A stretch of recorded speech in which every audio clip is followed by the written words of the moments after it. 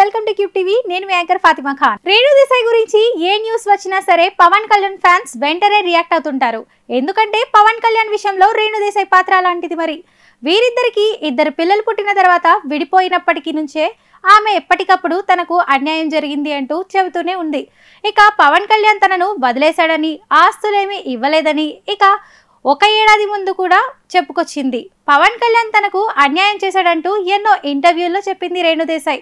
కాగా రేణు దేశాయ్ విషయంలో Pawan fans reaction ఒక్కోసారి ఒక్కోలా ఉంటుంది. రేణు దేశాయ్ కావాలనే పవన్ ను వదిలేసిందని ఆయన అభిమానులు సోషల్ మీడియాలో ఎప్పటికప్పుడు పోస్టులు పెడుతూనే ఉంటారు.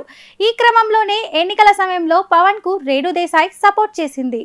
ఆయనకు ఓటేయాలంటూ కోరింది. ఇక పవన్ గెలిచిన తర్వాత కూడా కంగ్రాట్స్ చెప్పింది.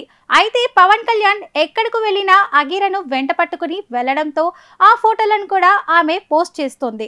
ఈ క్రమంలోనే కొందరు పవన్ ఫ్యాన్స్ ఆమె పోస్టులకు కొన్ని వివాదాస్పద కామెంట్లు పెడుతున్నారు. మీరు మంచి వ్యక్తిని వదిలేసి వెళ్లారు, ఇంకొంచెం ఆగి వెయిట్ చేసి ఉంటే బాగుండేది, కానీ ఇప్పుడు పిల్లలు పవన్ కళ్యాణ్ తోనే ఉన్నారు, అది చాలా హ్యాపీ, కానీ మిమ్మల్ని మేం మిస్ అవుతున్నాం వదినా అంటూ ఓ నెటిజన్ కామెంట్ చేశాడు.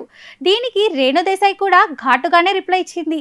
మీకు అసలు బుద్ధి ఉంటే ఇలా మాట్లాడరు, వదిలేసి పోయింది నేను కాదు, ఆయనే నన్ను వదిలేసి వేరే పెళ్లి చేసుకున్నాడు, నాకు అన్యాయం జరిగింది, కానీ ఇలా పదే పదే నన్ను టార్చర్ చేయకండి, నన్ను వదిలేయండి ప్లీజ్ అంటూ ఆమె పవన్ ఫ్యాన్స్ కు కామెంట్లకు ఘాటుగానే రిప్లై ఇస్తోంది. ఆమె చేస్తున్న రిప్లై కామెంట్లు కాస్త ఇప్పుడు సోషల్ మీడియాలో వైరల్ అవుతున్నాయి.